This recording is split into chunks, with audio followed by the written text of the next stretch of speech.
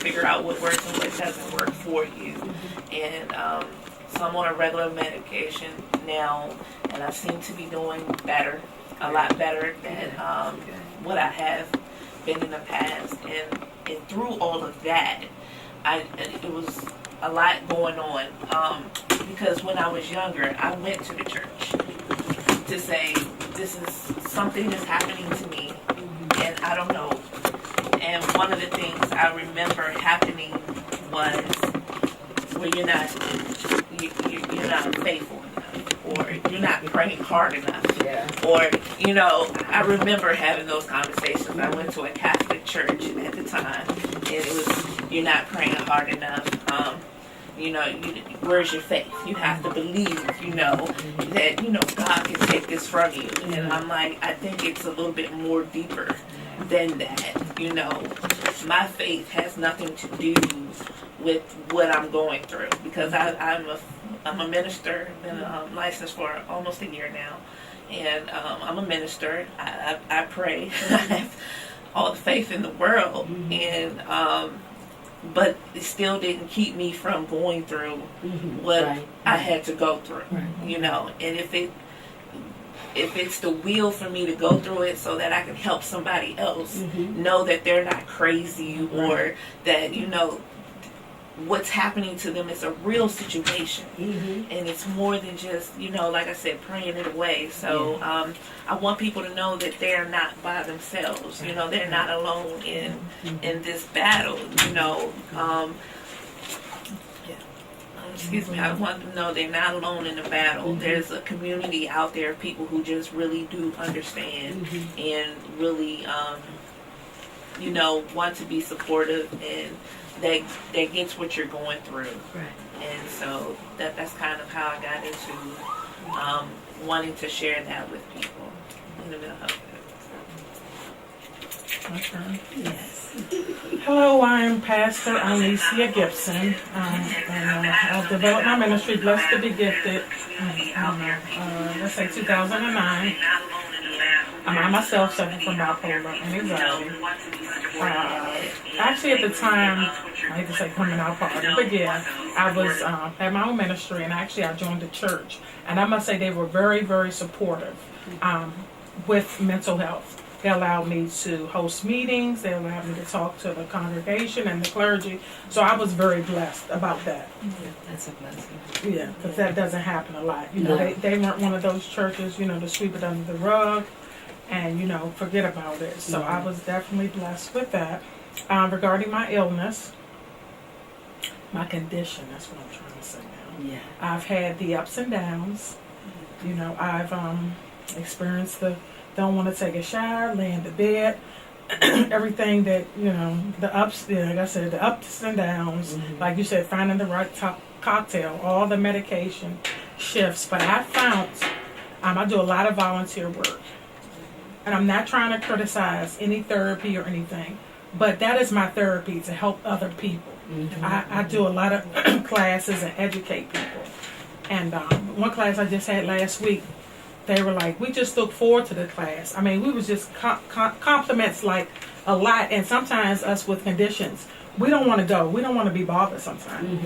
It makes them happy, to come in there and, see someone encouraging them. And we always tell them that recovery is a process. We have our days too. Just because we teach them, that doesn't mean anything. Right. So I've been very blessed to have a lot of doors open for me. So that's my story. My name is Elder Corinne Kelly. I got involved with mental illness many years ago. My husband was diagnosed with schizophrenia, and now have a niece that is really going through a lot of changes with it, and got involved with It's Getting Better all the time mental health outreach with Elder Arnetta Legree, and it's been very educational. And when I first mentioned about mental illness at the house of prayer that I go to now, the first thought was it's a demon. So they weren't quite ready for it. All right? But I thank God that, through prayer and getting involved myself. I see where people are beginning to come around more. Unfortunately, we're supposed to be talking about clergy and mental illness, mental health. A lot of them do not know how to address it. Okay, there's no training for it. They may have something in place, a plan, but they haven't instituted anything to be able to help anyone. So when this happens and someone comes in to our houses of prayer that has a mental illness, because no one has had the training, there's nothing going on, then the first thing they feel like they're outcast, they feel isolated and muted, so we don't know how to engage with them and be able to be an encouragement to them as we should. Many times we're quick to judge them and call it we're going to diagnose their case, and we don't even know what's going on. So that puts them in a shameful place, a place of feeling guilty, feeling hopeless, feeling like, this is not for me. So, as for the church, we fail to realize that Christians still have physiological and sociological disabilities beyond their control, and often, as I said, they're misunderstood. Okay, so because of that, we need to get more involved to know what's going on. And in the research that I did, I found out that 60% of clergy deal with depression, and they are at a greater risk for depression and anxiety than what they really believe they are. And as you said, the first thing we hear is, well, you're not praying enough, you don't have enough faith. Well, that's not going to take care if I have a chemical imbalance. Okay?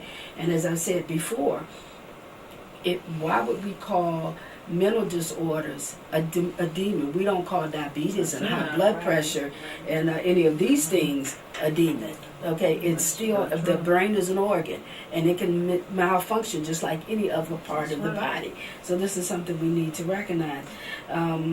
Clergy can go through, because they're dealing with people, they're dealing with other people's grief, they're dealing with their family problems and all this, so they themselves don't always get the help that they need.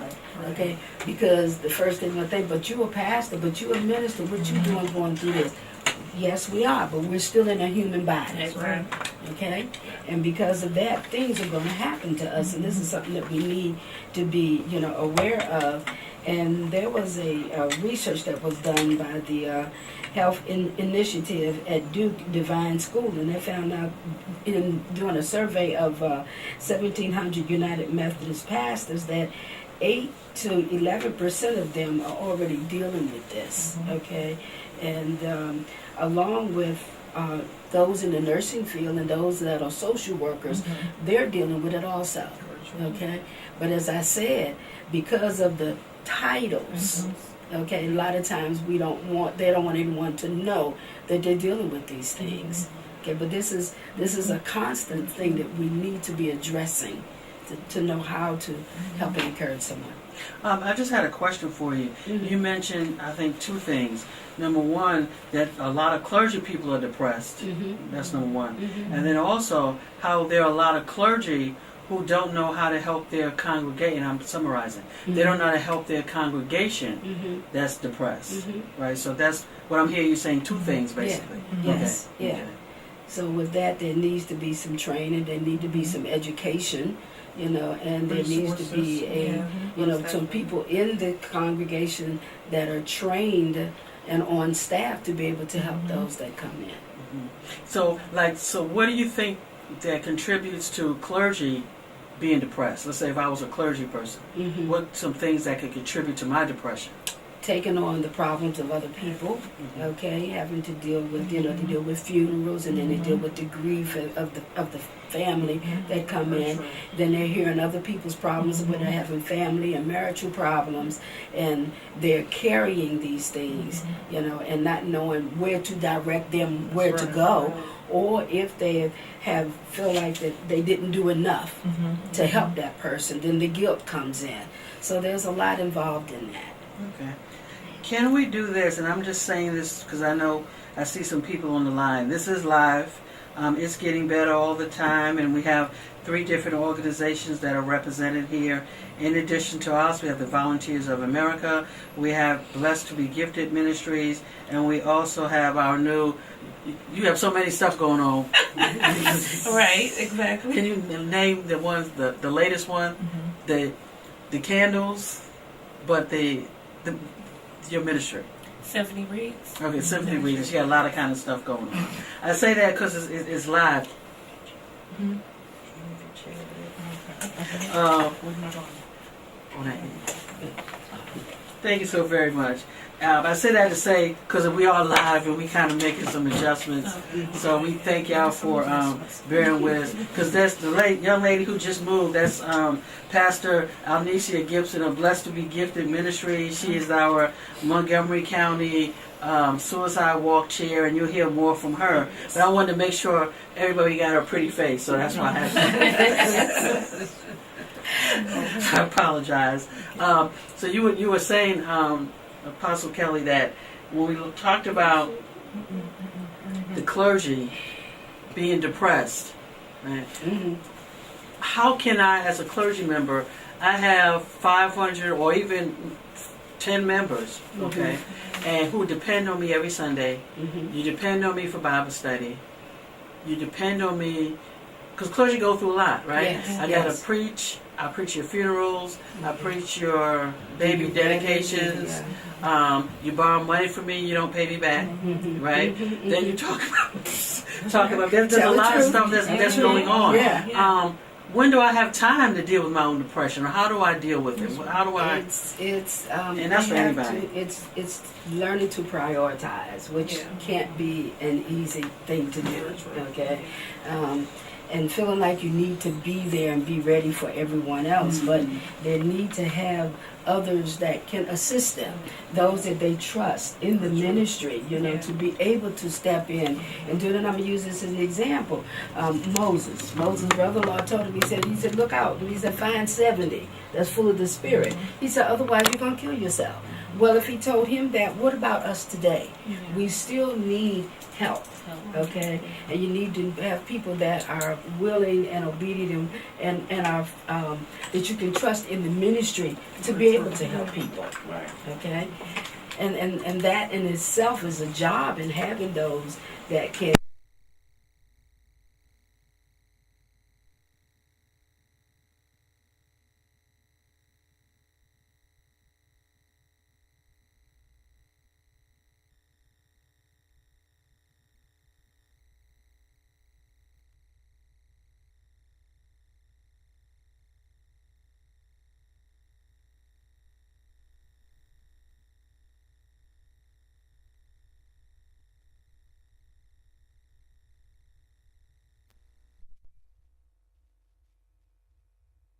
Of all these things. Right.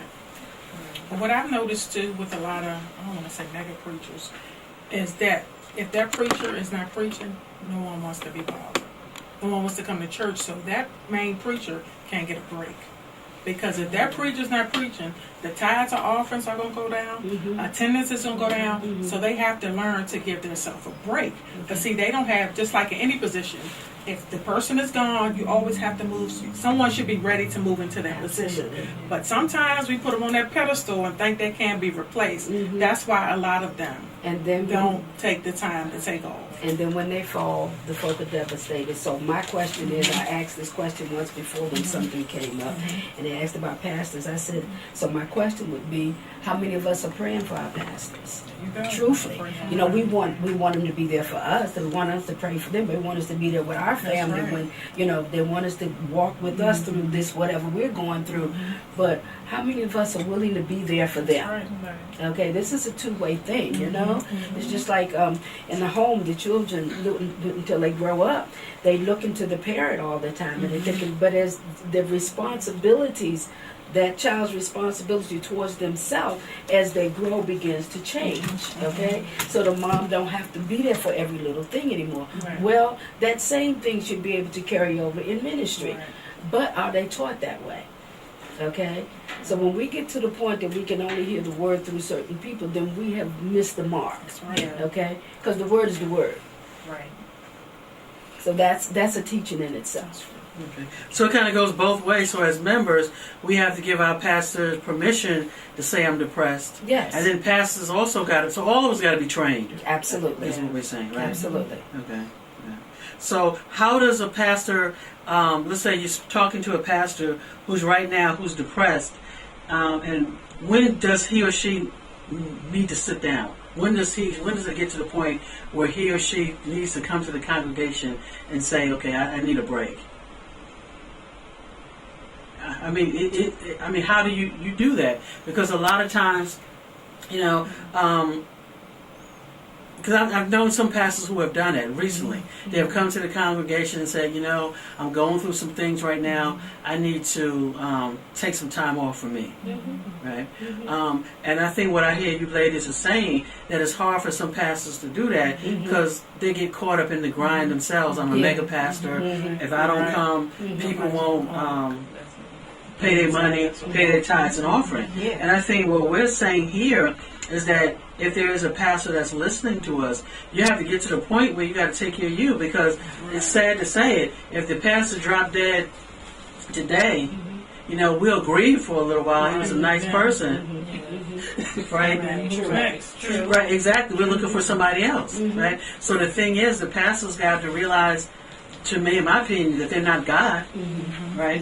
That you have you're a limited resource. Okay, you good. Yeah. Then I was just sitting thinking, and I was thinking some of it is understanding of the word, and some pastors have gotten caught up in legalism and not faith, and so they feel like they don't meet a certain standard, and they're too hard on themselves about certain things, and so because of that, they put too much pressure on themselves, and I didn't do this and I didn't do that, and that shame and guilt comes in, and not remembering that God is a forgiving God, and God is a all-powerful God, but because I haven't met this legal standard, He knew that you weren't going to meet it. That's why He died. And so I think some pastors have to try to not forget about it, because the legalism comes to convict, but faith gives you strength to, walk through it. I think sometimes they forget that, and so they get caught up in the pressure. So when they get caught up in the pressure, then this pride comes in. Exactly. And the pride will make you feel like, oh no, that's not me. I'm not going to do that. I don't, But that's where the humility is going to be there, okay? So that to recognize that their strength comes through the Lord Jesus Christ, which is something that I'm recognizing that, as I said, we to use your words, we put them up on a pedestal, okay? And so some of it can be our fault as well, okay? When we're looking to them for everything and not looking to the Lord as we should. So as you said, Sister Arnetta, yes, there's a responsibility on both sides, but it also takes some training, being educated in these things to know how to even work with them, and because we've done that to them, they get on the defense, if you go to them about it, look, what you mean, yeah. Right. And so as I said to someone once before, just like you have discernment from the pulpit, we have discernment out here. Okay. Now that doesn't mean I can go to him him or her any old kind of way. And some of them have been so betrayed, disappointed, and I never forget once I was listening to Michael Youssef, and he had to admit, and he said that pastors go through with struggling with rejection and the spirit of abandonment, more so than people realize, okay? Because today I might say, I'm with you, Pastor, no matter what, I'm going to be here. And I might be the main one leaving, okay? The main one walking out that door talking about him behind his back like a dog, okay? And so they deal with a lot. So, yeah. Pastors deal with depression and anxiety. Yeah, and that made me think even more about pastors have to go through separation and loss, attachment issues, all that, dealing with all those things because of those relationships that they build. I'm a shepherd and I'm connected like I should be connected. Those things impact us. So it's like re-traumatizing itself over and over again through those relationships. Absolutely. Absolutely. And I think this is a good discussion, but I think for me, and I'm going to throw this out because all of y'all are in ministry, so you guys ladies can beat me up what I'm going to say.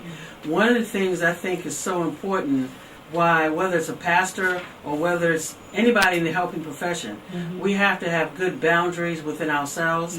We have to be, the healthier we are, the better it is. Unfortunately, you have a lot of people in the helping profession who are not emotionally healthy to begin with. Right. Yeah. Okay? Right. So when you go into the field as being and I'm not talking about having a mental illness or dealing with that. I'm talking emotional stuff, Oh, yeah. right? Oh, yeah. Because you can be diagnosed with schizophrenia or bipolar and be more emotionally healthy than somebody else who isn't. Absolutely. So it's totally different things. That's true. That's But true. sometimes pastors, they go in with this. I go into the helping profession because I want the helping profession to help me. You know what I'm saying? I'm helping you. So, but I'm really trying to work through my own stuff using you, right? I think we all go into the field, okay, because I had relatives who died, mental illness, suicide. This drew me into it, right? Right. But at some point, I had to learn to separate myself from my family and from myself. There's some pastors can't do that. Right. So another thing they come into the field is that they're very insecure, needy themselves to begin with, right? So they have to be involved with everything. They have to they have to know all their members' business, and they have to, who you date and who you marry, and you know, it's just so much, right? That you almost take on that role like you their father, or even more so than you their father would. So sometimes you have some healthy people, unhealthy pastors who are coming into the field who are just not healthy. I mean, and they are, as you say, coming into they've already had stuff from their lineage that have happened that they've not resolved. Okay, so how can they really help me resolve mine? You know, if they haven't really dealt with those family issues that they were already going with, or you know, those things that's going on. So, Well, my pastor is very transparent. He said, "I'll see my therapist every week." So, that's good. I mean, that's important, and that will encourage also, the congregation to seek help too. yeah, and mine recently went to counseling, so and I saw the change, I saw the difference, But it takes, I say again, a spirit of humility to do so, because that pride will say, "I don't need that. I got Jesus. I can, That's right. Okay, but no, we need to do more than that. And as we're talking, and a lot of women now going into ministry, statistics say that 16 million Americans, mostly women, experience major depression in a year. And so if that's what the statistics is, and look how many women that are in ministry now, we really need to be more educated, okay, more involved, more compassionate, more knowledgeable. Right, and more supportive, knowing how to encourage them, going through these things. And I'm going to use this as an example. We're talking about pastors, but what about a pastor's wife? Okay, she's dealing with all of this stuff that he's going through and her own issues, and then trying to be an encouragement and a strength to the other women in the ministry. Okay, some of them don't feel like she should be the pastor's wife. Right, Let's call it like it is. Okay, I think that's number one. Right. So it's a lot all across the board. That's a good point. And I think, I agree, that's a good point. The only thing I would say this, that if you are a pastor and listening to these ministers here, the first thing you have to do is, number one, lay down the pride, right? Yeah. Number two, realize that you're not God, and get the help that you need, right? You may be able to see a therapist and still manage your job, but if you can't, you may have to take some time off, right? And if you can't take time off, and you don't have anybody put in place, that means you didn't do what you were supposed to do. Because as a leader, your job should be able to keep going without you. Right? If I drop dead or can't make it today in my office should be able to keep going. Exactly. Right? So, Yeah, but that still goes back to what I said before. That the training. Okay, so not only is he training someone to someone they're someone may be called in, but I need to give you the training of this ministry, you know, of how to work with it. And then the members need to be trained. Yes, I'm still human, and I need to take some time, okay? Right. So, but this person will be there, not taking my place, but in my stead while That's I'm. right. So, but I want the ministries to still be able to go forward. Right. Because many times when pastors, if they go on vacation, folk think that's the time to go do Yeah, what they that's want to true. do. That is so true. That is very That is so true. true. Let's I'm call on break it- too. Yeah. Have that. But people have to understand that I've learned from my previous pastor, you can hear the word from anybody. Mm-hmm. You just have to train your mind, and that's part of your spiritual growth. Mm-hmm. You're at the right place, you're at the church, Mhm. you can hear the Mhm. assistant pastors preaching or minister.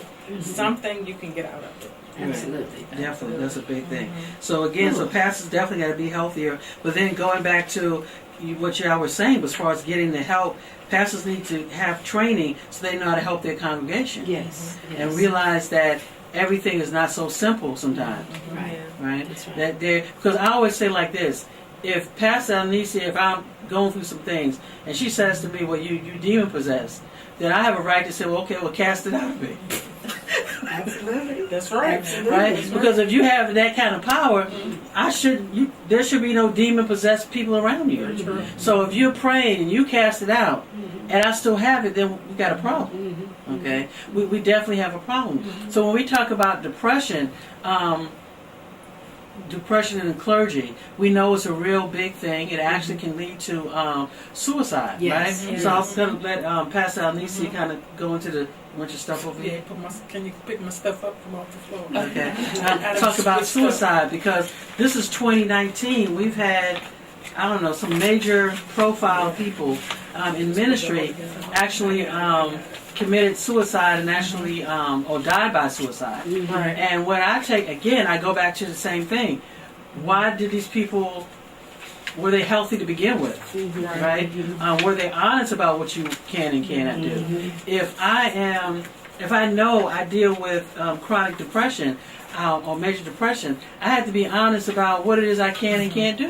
Yeah. You know, I may have to make some changes, work accommodations, right? Very true. It's the same thing. But some of these pastors, again, or people in general, because of pride, want to do things that they shouldn't. You got to be honest. Very true. Okay, I'll look past Stop some. micromanaging. I don't like to share my accolades, but some people have been getting on me about sharing them.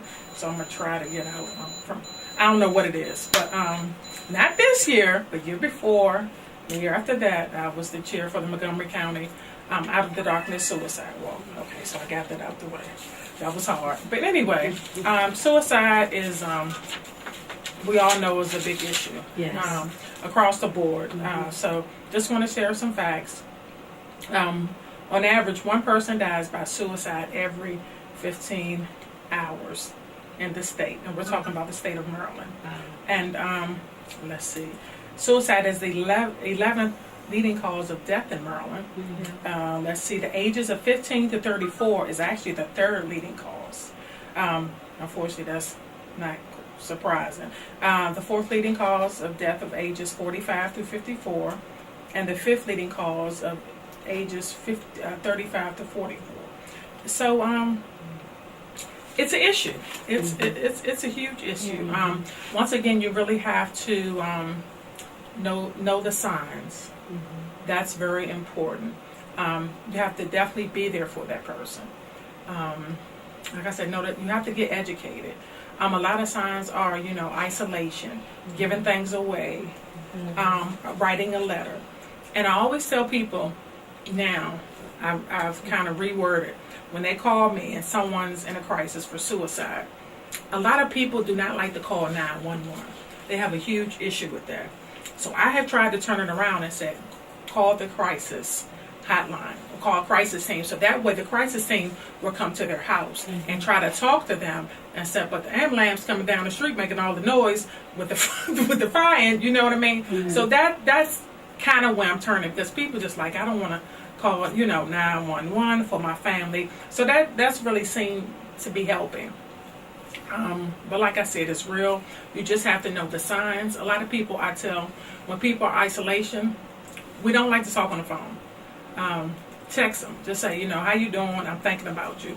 That can be a big impact. I do not recommend going to knock on the door because that can be dangerous. Okay. I attempted in 2009, one day before my 1-year-old daughter's birthday. So I'm very careful on triggers. So I did take some pills. I was rushed to ICU. I did the whole stomach pump and all that. And I've had a couple hospitalizations, but that was my last one. So what's that? 9 years hospital free. Yes. So like I said, and get involved with different organizations. I mean, it's just not one; it's several out here. Of course, American Foundation for Suicide Prevention focuses on suicide, but you still need to know the mental health conditions as well, because that coincides together.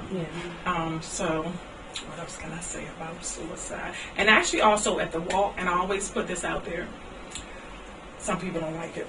It's not color. It's just everybody gathering together, sharing their stories, as one, it's just so much positivity. So that was what really I liked about that. And even though Arnetta wanted me to do it this year, my boundary was emotional. I was going to take it off. I did not do it this year. So I'm just, trying to regroup. Who knows what next year might bring. It's real and it's a big thing. And I always say, Naomi's, when my daughter was in 3rd grade, she had a classmate that had a plan. She was going to open her window, slice her drapes, get in the bed and stab herself and make it look like somebody actually came into the house. So my daughter goes with me everywhere, and even when I came in today, they was like, "Where's Naomi?" So she knew what to do because she knew the signs. So she immediately took her to the counselor. But see, Naomi's an exception because she's with me, but everybody doesn't know that. That's right. Know what to do. Or they just like, oh, you laugh and that's funny. But also you have to educate your children. Because. And I don't know about the counselors or what they're doing in school, but a lot of things with kids, and I tell people, I know social media is a big thing right now, but environment, that plays a lot. And it's just not abuse. Some kids have to worry about, am I going to have a meal when I get home? A lot of people forget about that. That's a trigger and be like, you know what, we ain't going to have none, so I might as well, do that. So you just have to, know the signs, especially as a parent. Sit down, have a talk with them, because we know it's a rise, unfortunately, for the young kids. So just talk to your kids and keep it open. I was going to say, I was going onto the website that Pastor Anicia, the organization she mentioned, and they talk about what leads to suicide. And it says there's no single cause for suicide. Suicide most often occurs when stressors and health issues converge to create an expression of hopelessness and despair. And it said depression is the most common condition associated with suicide, and it is often undiagnosed or untreated.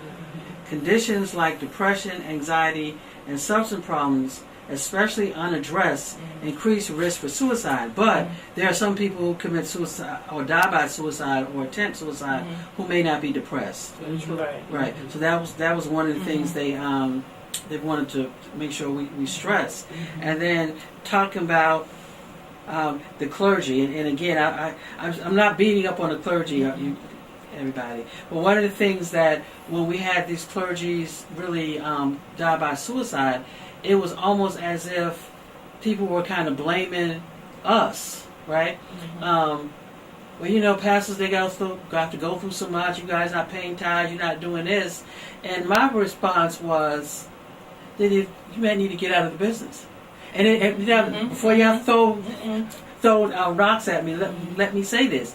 You may, as a pastor, you may have to really decide if this is what you really should be doing, right? Because if you're called to do something, at some point, you're going to develop, or you should develop the ability to kind of deal with it, or you have to look at why you're doing what it is that you're doing.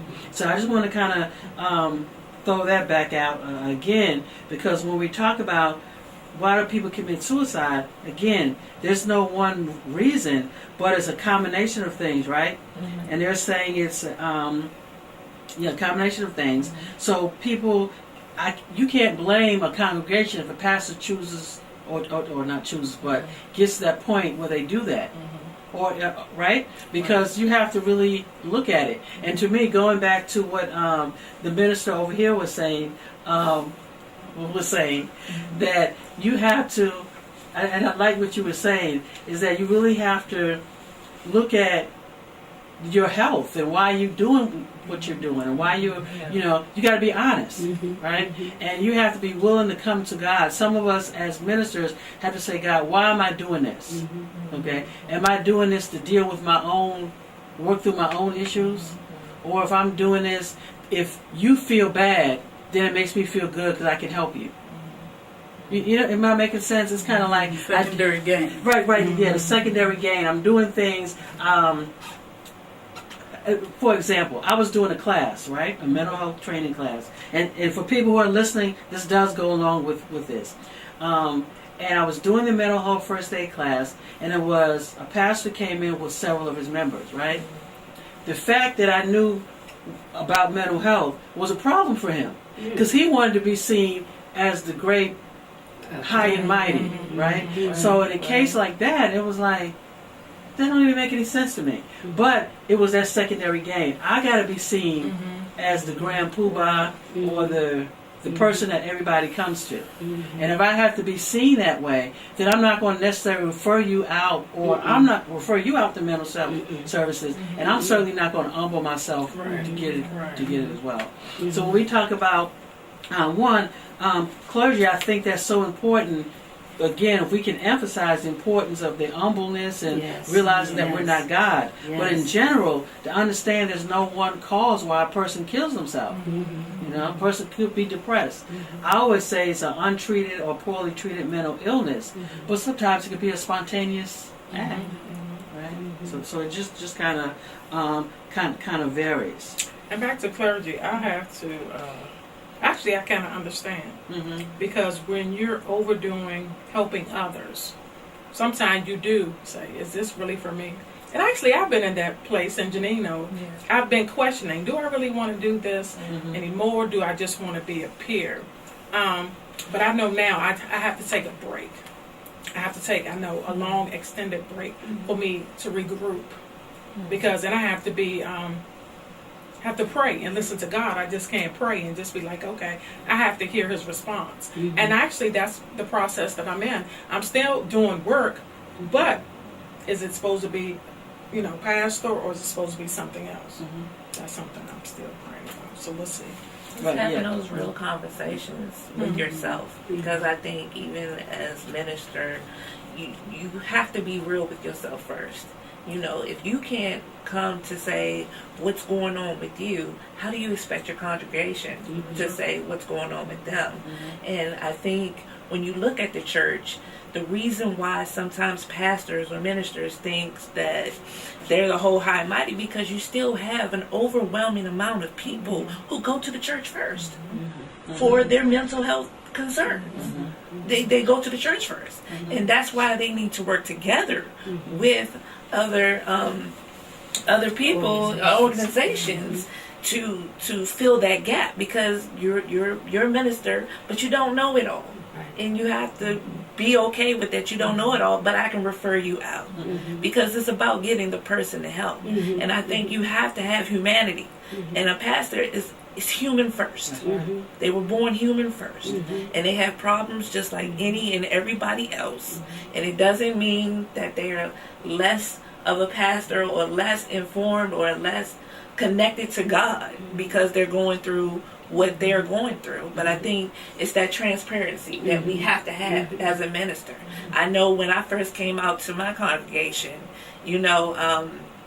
my pastor was very supportive of that. But when I came out, I was just like, look, this is what I'm dealing with. And it's very hard.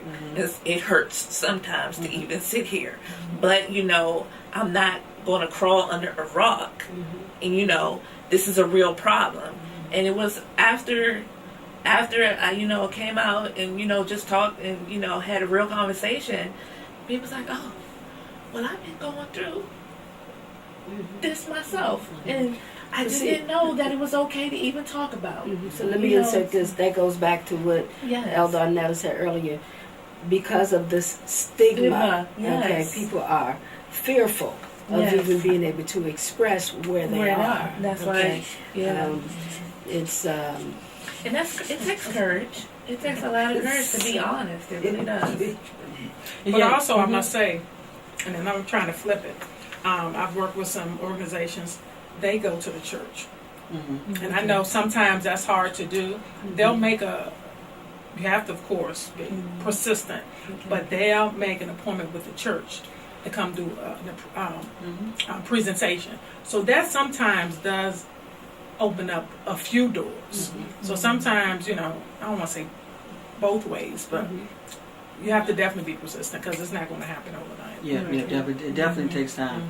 And it is always easier when somebody like that, like the pastor, knows somebody. Because a lot of us, we don't think we know anybody who has a mental illness. Right? Until you open up, like you said, you come out and they're like, oh, you? Yeah, me. Right. And I think that's an important fact that you just said right now, is that not just the pastor, but it's so many people in the church who present, I'm okay, everything is okay. Until we stop being transparent, then there's nothing to address because nobody's transparent. So everybody's fine here. There's no issues, and that's what needs to happen, more transparency in the church to know that we are open and we are open in here. And then it's just education. Some pastors, once you really start to engage and communicate, and then for pastors, you have to give biblical support on how things within mental health. And when you give that and you really educate, a lot of them will be open to that. But you have to do it and not have a hard heart in doing it, because if you enter anything with anger or upset, you all didn't help me, this happened, that happened, then sometimes you receive the same thing back, and they're not open to receiving what you're bringing to them. But I ask this question constantly at our churches: how many of us have our hearts, our minds open? We see people come in, they're smiling like they got it all together. But do we allow the Spirit of the Lord to generate, we'll be able to say, this person is going through? Not to get into their business, but to be able to say, I'm praying for you. Or, someone that may want to open up and talk. But am I so caught up in myself that I can't discern that others are going through? Okay, or do I even care? Okay, and this is something that the Bible talks about, iron sharpening iron. Are we sharpening one another? Are we, if God was to bring, let's say, Sister Alnicia's name to me, he brought her to mind, am I going to seek him to know whether or not I need to just pray, or whether to call her and say, I'm just thinking about you? Things like that. And we seem to be missing it in that area. This is what real love is all about. Okay, the love of Christ. Okay, I don't care where he went, he was open to be able to assist and be there for somebody else. Okay, or if I'm so caught up in myself that I think it's all about me, then I'm not going to be concerned about anybody else. Okay, minister or otherwise. Okay, so again, it's all of us working together. It's a body fitly joined together. And if my toe hurt, my brain is going to let me know it. My hand is going to automatically want to go down and try to comfort my foot. Do we do that in the body of Christ? So in a lot of cases, that's missing. So we can't help anybody. We can't know if somebody is going through anything. We don't have the interest to know a hunger and a thirst for other souls. Okay? And people get lost in the congregation. Oh too. yeah. Some churches. And when the first thing we says, oh my God, I didn't know they were going through all of that. That's right.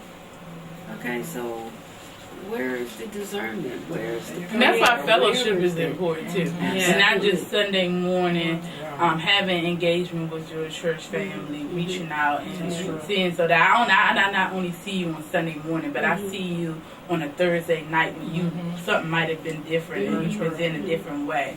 I see you when you're in a high stress moment, not just in here praising when all the like everything's okay. And then some people don't want to reach out because they're afraid of being judged. Yeah. Let's call it like it is. You know, we want to jump all over them.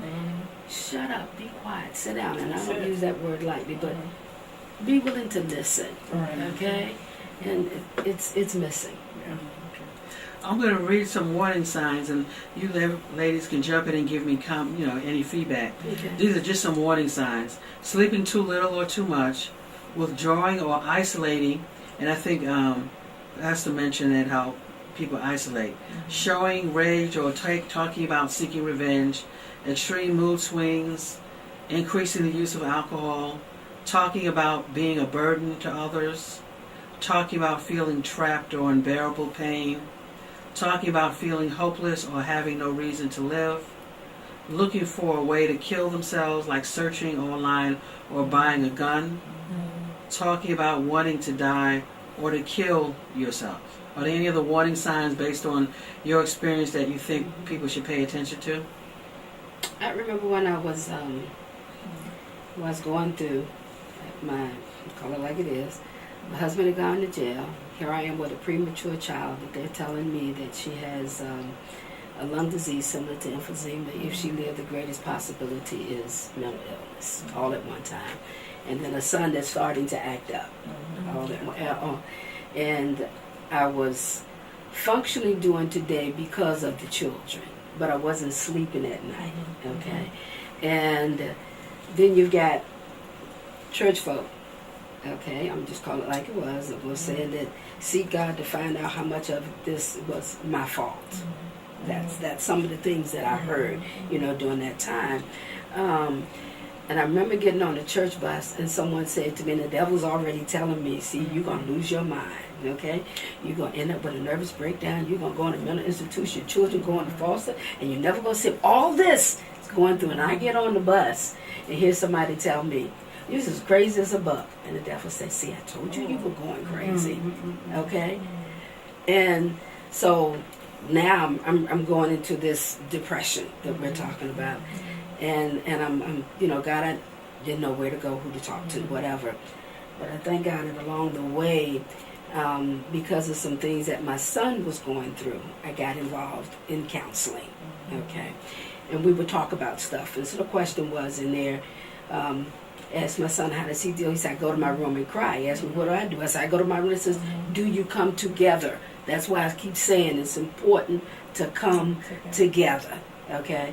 And so I told my children, look, whatever it is you're going through, I need you to communicate with me, okay? Even if you got to holler, it's fine. We holler at the children, but then we tell the children they can't holler. Now, you're not going to cuss me, disrespect me, but at least let me know what's going on with you. So I said, because when it's all over with, I'm the one that's going to be here, going to work through these things with you. So we need to let them know, you talked about young people, that they have someone that they can come to, someone that's going to be there to be able to walk through these things with them. And unfortunately, a lot of them, we're so busy in making sure we got the nice cars and homes, I'm just going to call it like it is, and we send them to their room. Okay? And we're not spending the time with the children that should be, so that they'd better know how to deal with stuff as they grow. So then we do what? We got adults. They don't know how to deal with stuff because they didn't learn along the way. And this is what we're looking at. A lot of adults that are still stuck in the childhood, okay? Because of issues that went on that were never resolved. And then some of them go on to be ministers, and they still haven't dealt with the issues. So I've learned from that the importance of being compassionate. Okay, David said on one occasion, he says, it was good that I've been afflicted that I might learn thy statutes. And so there's blessings even in our afflictions, because it calls us to be more compassionate, more aware of the things that's going on around us, more eager to be a help to somebody else. Were you gonna say something? I do think another reason is, and I know some people don't like to talk about it, is your medication. Mm-hmm. Your medication might not all go together, and a lot of psychiatrists don't tell you all the side effects. So some things might interact with something, some things might, and you might just not have the right treatment plan. That's true. Right. So you know what? Just forget it. Because it can be frustrating. Yeah, that's definitely a good point. You're tired after a while. You're tired after a while. So you're going to call someone and they tell you that they're thinking about killing their own life and taking their own life. So we're saying, talk to them, listen, what do? You ask me, are you thinking about killing yourself? And I say yes. What's the next steps? What do you do? I usually try just to try to get them to talk. Try to see, what's triggering it. Just to try to get them to communicate a little more, because it really can be something minor, and then it can be something, serious, where you might need to get the police involved. Like if they're getting physically abused, you're not going to try to talk them out of that, but it could be, maybe something on the job that, you can be their advocate and tell them what to do about their employment. I guess sometimes it just situation. Yeah, but just keep that communication going. I will never forget. I was on my job, and a dear friend of mine called me. She called to tell me goodbye. What do you mean? Okay. And so she says that her husband had told her that he didn't want her anymore. And so she's talking to me, and I'm realizing her voice is slurring and whatever. So we had two phones, the main line and the operator. So I kept her on one line, okay, because I couldn't leave my job at the time. So this is the only way I knew at that time how to deal with this. So I kept her on the line, and I had the other person call the operator on the other phone upstairs so that they could get the ambulance to her house, okay. And they got there, but she told me don't tell her mother. So now I'm in a situation, okay. So my thought was, if it was my child, I would want to know. So I did call her mom to let her know, what was going on. Unfortunately, I couldn't tell her what hospital they took her to, but I let her know what was happening and all. They were able to get to her. They were able to pump her stomach. She didn't take enough to kill herself, but enough that she'd have been a vegetable for the rest of her life. So I've dealt with suicide on that side of it. I walked in. I called my youngest sister. My sister called me and said, something's wrong. She didn't go to work. And I had an inkling something was going on. So that Sunday, I called her. I says, I'm on my way to your house. I want to know. She says, oh, no, I'm going to be okay. I'm just tired. I just need to rest. I said, are you sure? You don't sound right. She says, no, sis, I'm going to be okay. Okay, giving my testimony of how I had to deal with it. So that Monday, the very next day, the other sister calls and says, she didn't go to work. That wasn't like a sick or whatever. She would go. And she did not call in, and she's not answering her cell phone. Okay? So I said, well, okay. So I called her house, and I wasn't getting a response. So I left a voicemail. Call me, or I will have the police at your house. Okay? One of her children called me, and she says, Mommy said, everything will be okay. In such and such a time. I said, what are you talking about? I said, where is she? She's upstairs in the room with the door closed, but she said, everything will be okay at such and such a time. I said, I'm on my way, and you better open the door when I get there. Okay? I get there, and I find her where she had taken a half a bottle of pills. The children are downstairs. They didn't know what was going on. Okay? And so when I call the ambulance, they're saying, check and see if there's any objects that she's using. Thank God the knife was dull, but she had tried to slit her wrist as well. Going back a little bit, my older sister, I called her right at that time. I said, we didn't know where she was for a while. Okay, didn't know she was her husband wouldn't get her not associate with the family anymore. So she was in an abusive situation. So when I called right at that time, only to find out that she had taken a half a bottle of pills as well. Okay, so I've dealt with suicide on that respect, and I think the thing that really made me more aware of it was when I had my son. I'm sitting there, I'm 17 years old with this child, all these issues are going on, don't know which way I'm going to go, whether I'm going to finish, all of that. I got up and literally started to walk to the window, and he started crying. And that's what got my attention and realized, no, this is not it. You got to do better than this. But that's not the case with everybody. They don't always come back to their senses like that. And I thank God for it. But it made me be more aware of how to be there for somebody else. And I think what she said was very important, communication. And not only communicating when it gets really bad, but because for some people it is sporadic. But for some people it's leading up, and it's the pressure and having someone communicating with you on a regular basis, somebody that's checking on you, and you'll be surprised just being able to release verbally what you're going through and how you feel, and feel confident in that will alleviate the pressure for some people. So that communication is very important along the way, because it's so many, and then communicating and not in listening, and so that you may hear, hey, you know what? I'm gonna go. Somebody said, I'm gonna go there and get her son for the day, and being in tune with the people that you engage and communicate with. That's true. Yeah, and I was just saying that here, talk to them, which is what everybody is doing. Let them know that you care. Everybody did that. Asking questions, not leaving people alone. Don't promise to keep thoughts and secrets. And then another thing I would just add, remove weapons. Ask about weapons if possible. How would you do it? If they say yes, how would you do it? Talk them through that process. And if you need to call the crisis team, call the crisis team. Now, I know there are some people listening to us, you're in a place that doesn't have a crisis team, so you may have to call the police. But for those of us, the crisis team can take the place of the police. Basically, the crisis team, as Pastor was saying earlier, will come out. They'll talk with you. They may decide whether you need to go to the hospital, not go to the hospital, but it's another tool. And some places you may not have the crisis team. You may just have to call the police. And if the police come out, it's important to let them know that it's a medical emergency so that they can respond accordingly.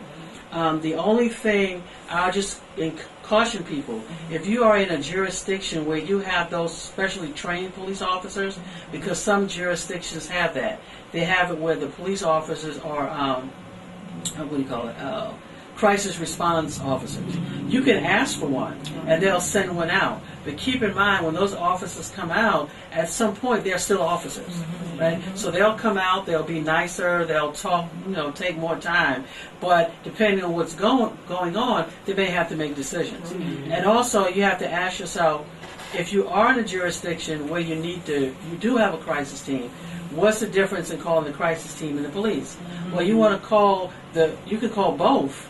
But if there's an issue with dangerousness, because the crisis team is not trained police officers, they're like you and I, they're trained people.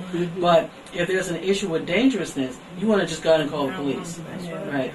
Because you don't want to harm yourself.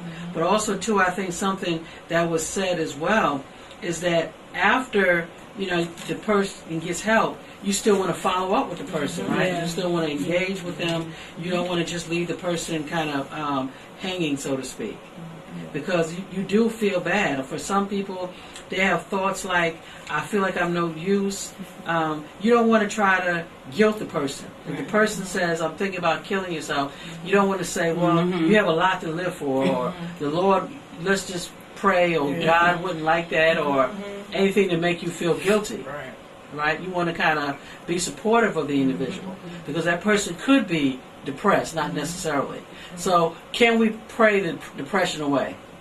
And we're going to turn it over to our last panelist who's going to take her time. Can we pray it away? Can we pray depression away? I think prayer helps. I think it's needed, that we need to, but to think, I don't think you can just pray it away. I don't. I think it's, you need to pray. You need to have that connection with God, but there is a point where you have to get help, and I believe God has made it so that we have the help that we need through professionals that know what they're doing. That is the help. You want to know what the help looks like. That is the help. That is what He's created to help us. And so, no, you can't just pray it away.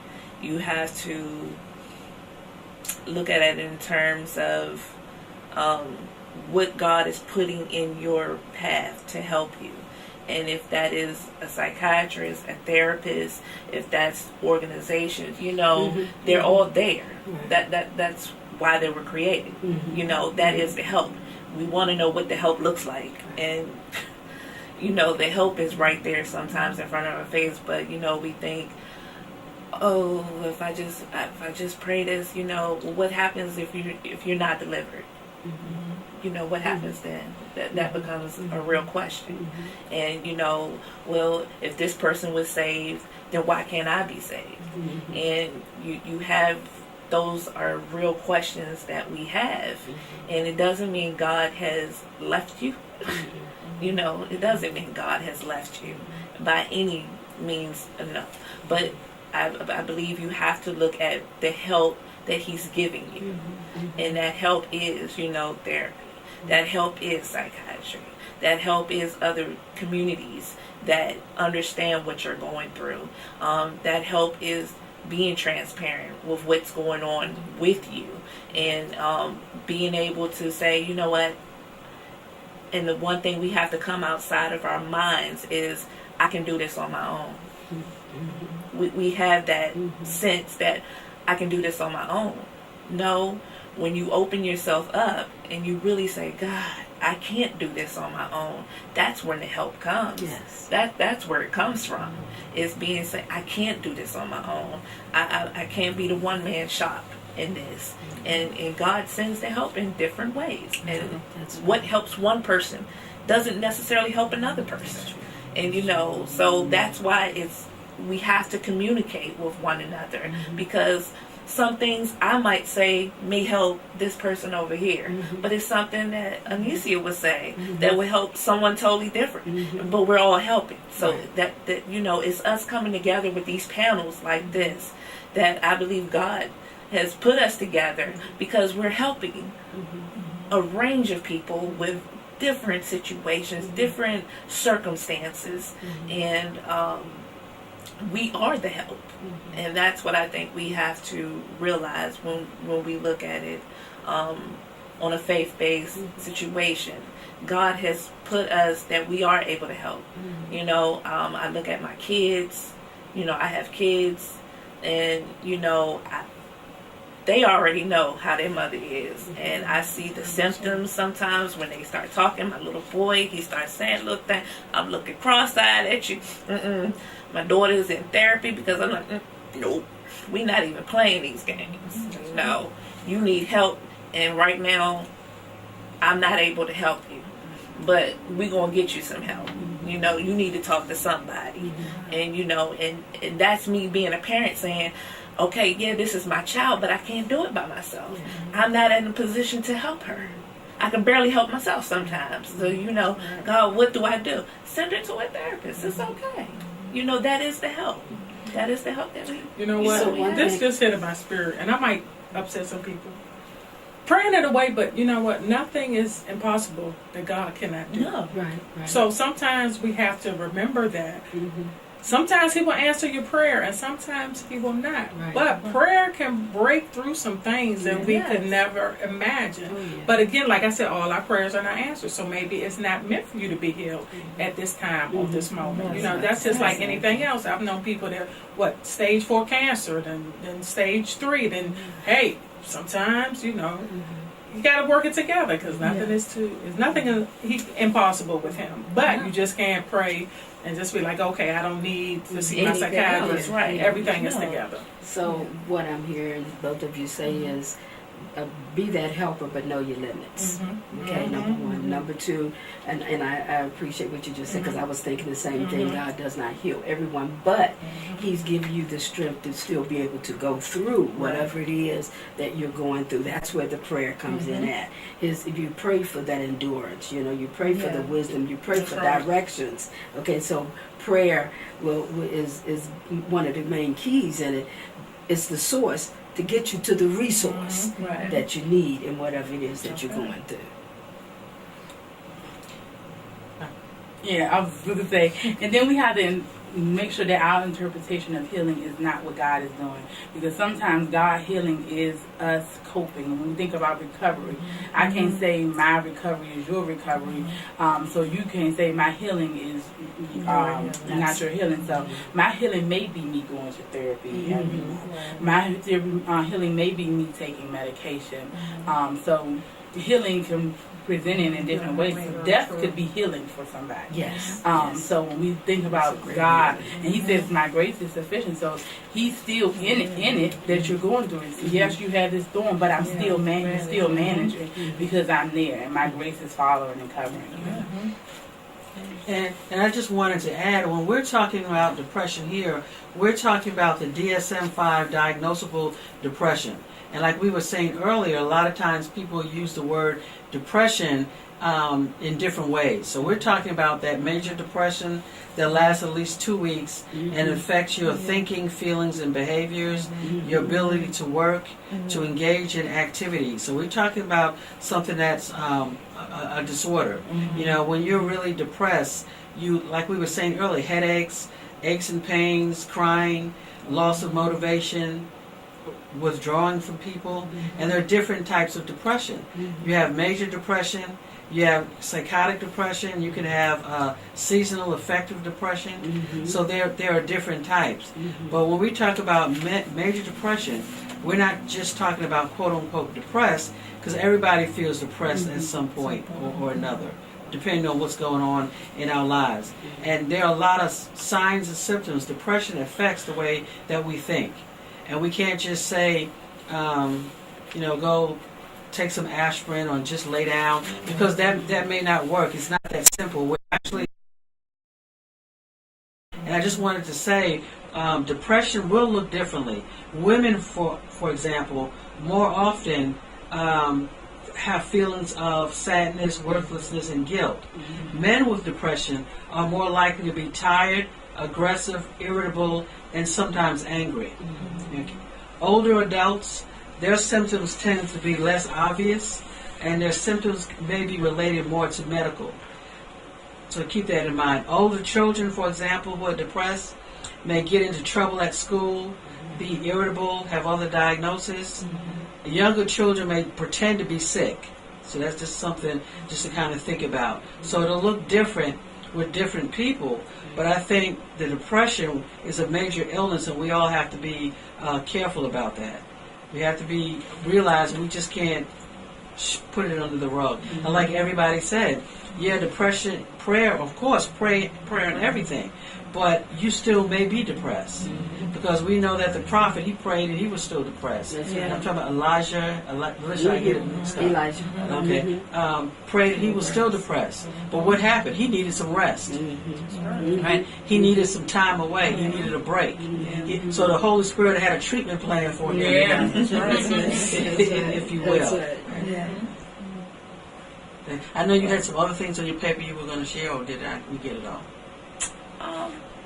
No, just nothing more. I mean, when I look at depression, that's what I've suffered with a lot. And, it's understanding the signs that are presented, and they're different. And I think as you go through different stages of your life, they can change. And, so like now, my depression hits me with chronic pain.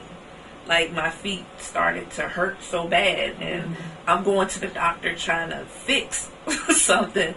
And it was my psychiatrist like, Janine, I really think it's the depression. And I'm like, are you serious? Can that do that to you? Like, are you serious? Because I never experienced pain with my depression before. But now it's like, oh my gosh, Like I couldn't even go to work 2-3 days because my feet hurt so bad, and I was in so much pain, and just taking some Tylenol was not helping the situation at all. And it brought me to that I had to deal with, okay, I'm in this state right now, and I'm not sure what to do to get out of it. I don't know how to, and that's when you have to really reach out. I'll talk to Anisi, like, this is what's going on with me, she'll give me things that I can do. And I think we have to listen to those signs. And they can be very small or they can be very big. It just really depends. And I know I had a coworker who, I was just talking to him one day. We were on the phone talking, and he was telling me about his son. His son was in college, and I was like, oh, well, how is he doing? And all this stuff.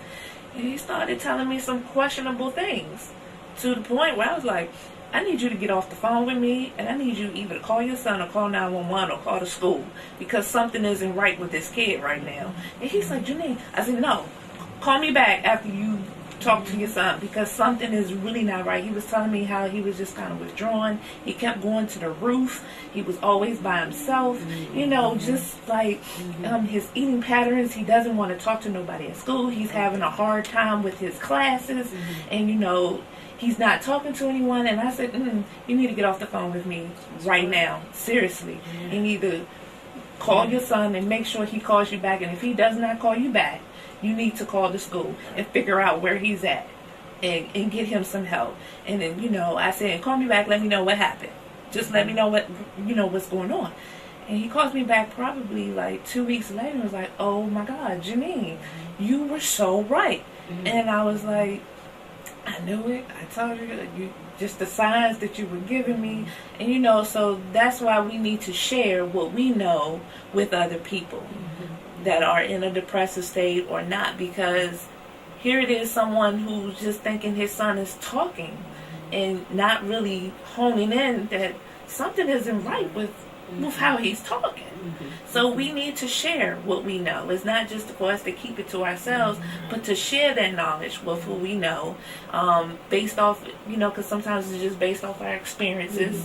But, we need to share that knowledge, because that right there, sharing that knowledge can help somebody else. And in that case, it saved his son, because he really was thinking about suicide.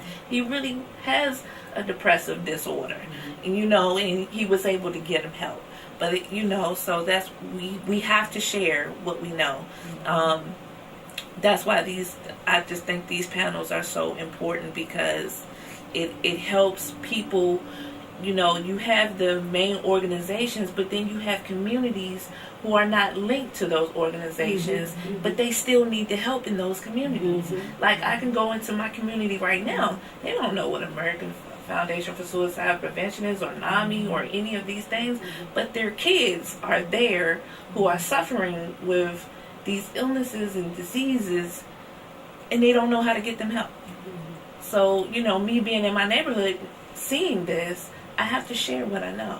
I have to let them know that these things are out here to help their children. And they don't feel like, they're just like isolated by themselves. Nobody should have to feel isolated by themselves. So we have to just share what we know. That's something that I can't stress enough. Because if Anicia never shared what she knows with me, she's helped me. She helped me to know that I was in an episode when I didn't even realize I was going through. She was like, I think you have an episode. I need you to call the crisis center like right now, because you're not healthy right now. But it's sharing that knowledge. And for me at that time, I didn't even realize that that's what was happening, that I was having an episode, if you will, at that time. So it's just very important to share. I think that's so great, because we can talk about the stats, the statistics, the signs and symptoms, from a website or from a book, and I think that's great. But when we share it one-on-one, when we know a real life person, it makes a difference. Because we've never thought about you see it listed in the book that depression hurts and sometimes can cause pain. Right. But to meet someone is like, oh, okay, right, this is really a real life person. Yes. You know, it's not just a Yes. book. It's It's real I think life. that's It's more real. valuable Real. than that sharing piece is so valuable. Yeah. Any closing remarks from this panel before we move to Ms. Fogel? Get educated. Get educated. Okay. What we're going to do for those of you on the line, we are going to just don't go anywhere. We're going to take maybe a 5-minute break. We're going to reset the room. I'm going to. I think I can stop I'm going to keep the broadcast going, and then I don't know what to do. I'm either going to stop it for 5 minutes or we're just going to keep it going. And I'm just going to kind of shut some things down. But don't go anywhere. We'll be right back. Okay.